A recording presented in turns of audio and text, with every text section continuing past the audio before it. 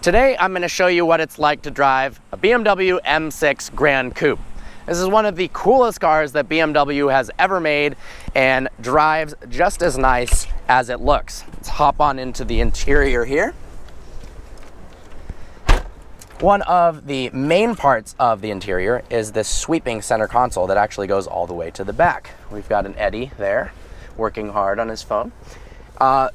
You don't have a great seat right here, but you can fit somebody. How is the legroom and headroom back there? The distance between the seatbelt buckle and the seatbelt is approximately like 3 inches. So you have to be like 3 inches wide to sit there. Well, yeah, that's... The headroom, legroom is great. Headroom is a little limited because of the raked roof line, because of the sexy profile. But I mean, yeah, but pretty good. You can fit 4 full-size adults in here, no problem. I love the carbon fiber. You've got a nice big display. The leather steering wheel feels really good in your hands, and the DCT, the paddles are positioned very, very nicely. You've also got this Bang & Olufsen upgraded sound system that comes with the executive package. Watch this. We turn on the sound system, and that raises. Beautiful metal here. Love the way that system looks. We've got a partial digital, partial analog display. BMW has done a really, really nice job of integrating both of them. We've got a heads-up display that has gorgeous graphics and makes shifting as well as knowing what the speed limit locally is very, very easy. Let's go ahead and put it in drive. As you can see here on the dash, there are tons of modes you can put this car in. We can change the suspension from Comfort to Sport Plus, as well as the steering settings. The steering weight is actually really heavy in the M6 when you put it into Sport Plus mode. I do enjoy that though, because you can select basically any amount of steering effort that you want. Now, I'll get this out of the way. It is not a super nimble sports car. They didn't work any crazy magic that made a large 4,300 pound plus sedan handle like a 1 Series. It is a big car, but the limits of grip as well as its handling capabilities are going to be likely far outside what the normal buyer of this car will be able to experience. For people who want to go on the track, of course, you can get the competition package, which is fitted on this car, which comes with 20% stiffer springs as well as a bump to 600 horsepower from the 4.4 liter twin turbocharged V8 as opposed to a lowly 560 horsepower and 500 pound-feet of torque. You can also get insanely expensive $9,300 carbon ceramic brakes, which this car also has. Those don't actually make you stop any better, but what they do is make it so there is no brake fade. So if you're repeatedly beating on this car on the track, you won't all of a sudden press an extremely soft pedal and not slow the car down at all. Downshifts respond really quickly, and man, when you floor it, does the car thrust forward. First gear pull, little wheel spin. Whew. It is definitely a really, really quick car.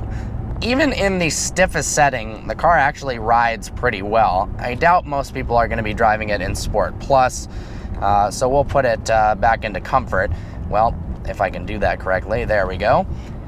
The competition package, like I said, comes with 20% stiffer springs. It's a little bit of an oxymoron on a car that's more of a luxury cruiser that's also performance oriented. Because it's so big, it's not going to be the best car in the world around the track. So do you really need that added stiffened suspension and the carbon ceramic brakes? Probably not. But for the people who have the money to spend on it, by all means, it does improve the car. So does the executive package. $6,000, comes with heads-up display, Bang & Olufsen sound system, heated and ventilated seats, heated seats in the rear, and sunshades. All right. So this thing is absolutely a burnout machine when traction control is off. The interesting thing is you didn't have that much communication with the road. The only reason I could tell that the tires were slipping is because obviously I'm aware that the car is supposed to accelerate much faster than it was, and the revs were climbing and the car was slightly tilting to the side, but you didn't have that choppiness normally associated with breaking the tires loose. The car is pretty isolated from the road. You do have a little bit of wind noise, slightly more than I actually would have imagined, but I forgive it. Wow, look at that. I think it was a Grand Sport with a huge wing. Overall, the car is fun and a great experience no matter which seat you're in, except for the one in the middle in the back. That's probably terrible. But riding in the car, it's very, very comfortable and luxurious, and it's a fun experience being in this awesome of a vehicle. And then from the driver's seat, obviously, the driving dynamics are great for a vehicle of this size. Don't expect it to feel like an M2, but it does well for how heavy it is. It's a livelier, more playful version of the RS7 because it's rear-wheel drive. It likes to spin the tires like nobody's business, and I'm sure it can probably drift really well, whereas the RS7 has traction at all times. So it's a different style of having fun. I actually prefer the way the M6 Gran Coupe drives. It doesn't put the power down nearly as well, but it is a ton of fun. Well, I hope you enjoyed this video. Like always, please browse our channel and subscribe.